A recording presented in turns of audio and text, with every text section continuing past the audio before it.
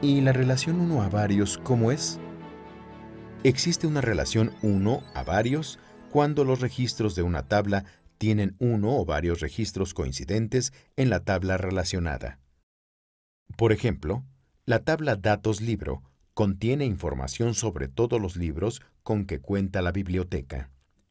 Por otro lado, se cuenta con la tabla Editoriales, donde se almacenan los nombres de las casas editoriales y una clave respectiva.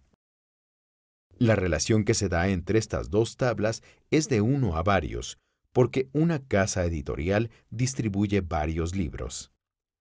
Para establecer esta relación, hacemos lo mismo que en la relación uno a uno. La diferencia está en que ahora solo uno de los campos que se están relacionando sea una clave principal.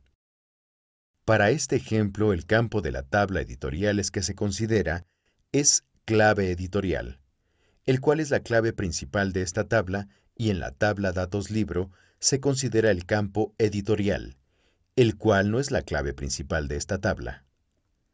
Esta relación ya está establecida en nuestra base de datos.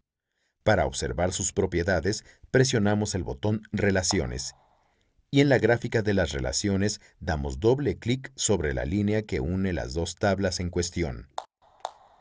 En la parte inferior de la ventana, Modificar relaciones, podemos observar que el tipo de relación que hay entre estas dos tablas es de uno a varios. ¿Qué pasa si en un registro de la tabla Datos Libro introduzco la clave de un libro que no está registrado en la tabla Editoriales? Una ventaja de establecer relaciones entre las tablas es que puedes requerir la integridad referencial, que mantiene la base de datos estable y evita la introducción de valores incorrectos en los campos relacionados. Vamos a habilitar la integridad referencial en la relación que acabamos de ver entre las tablas Datos Libro y Editoriales. Abrimos nuevamente la ventana Relaciones y en la línea que une a las dos tablas damos doble clic. En la parte media de la ventana Modificar relaciones, damos un clic en la opción Exigir integridad referencial, la cual activará una palomita en la casilla de verificación. Y terminamos dando un clic en Aceptar. Podemos observar que sobre la línea de la relación aparece un 1 en el extremo de la tabla Editoriales y en el extremo de la tabla Datos Libro el símbolo de infinito o varios. Esto indica que se está exigiendo la integridad referencial. Cerramos la ventana de relaciones. Se nos pregunta si deseamos guardar los cambios y damos un clic en el botón Sí. Vamos a los objetos Tablas y damos doble clic en la tabla Datos Libro para abrirla en la vista Hoja de datos de la tabla. Modificamos el valor del campo Editorial para el primer registro, escribiendo un valor que no se encuentre como clave en la tabla Editoriales, por ejemplo, -1. Damos un clic sobre el segundo registro y aparece una ventana indicando que el primer registro no puede ser modificado porque necesita un registro en la tabla Editoriales que tenga por clave el -1. Damos clic en el botón Aceptar y modificamos el valor de -1 por el original 1 y cerramos la tabla.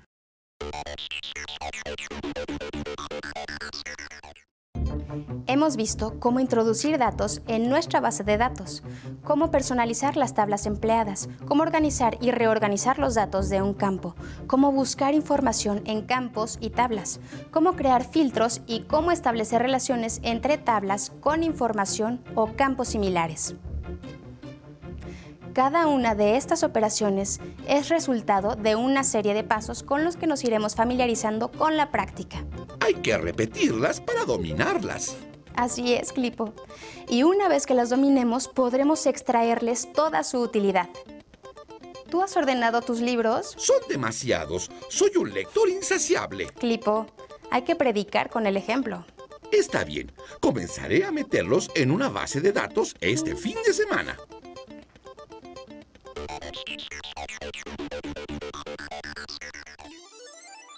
Las consultas permiten que Microsoft Access de información en un elevado número de formas.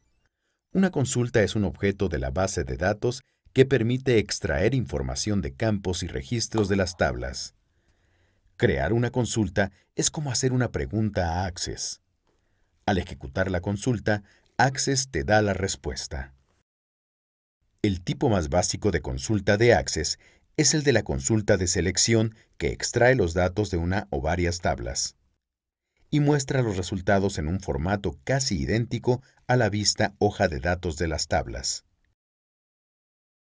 Por ejemplo, para ejecutar una consulta de selección en la tabla Datos Libro y ver solamente la información en los campos clave del libro, título y autor, vamos al objeto Crear una consulta en vista Diseño y damos doble clic.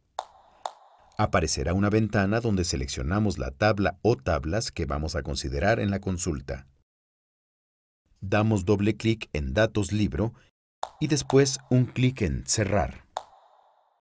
Para agregar los campos a la consulta, vamos a la parte superior de la ventana Consulta de selección y damos doble clic en los nombres de los campos clave del libro, título y autor. Guardamos la consulta dando un clic en el botón Guardar de la barra de herramientas. Le ponemos por nombre Consulta Libros y cerramos la consulta. En la ventana Base de datos, damos doble clic en la consulta que acabamos de crear. El resultado que vemos es una hoja en vista de datos con información de la tabla Datos Libro, pero solo en los campos que especificamos. Según entiendo, las consultas nos permiten ver y comprobar ciertos datos, pero ¿puedes ordenarlos igual que las tablas? Claro que sí.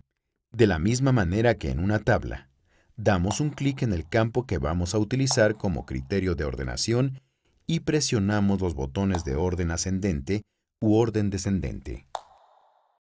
Las consultas y las tablas en las que se basan son interactivas. Si cambias los datos de la hoja Resultados de consulta, también cambiarán los datos de las tablas en las que se basa la consulta.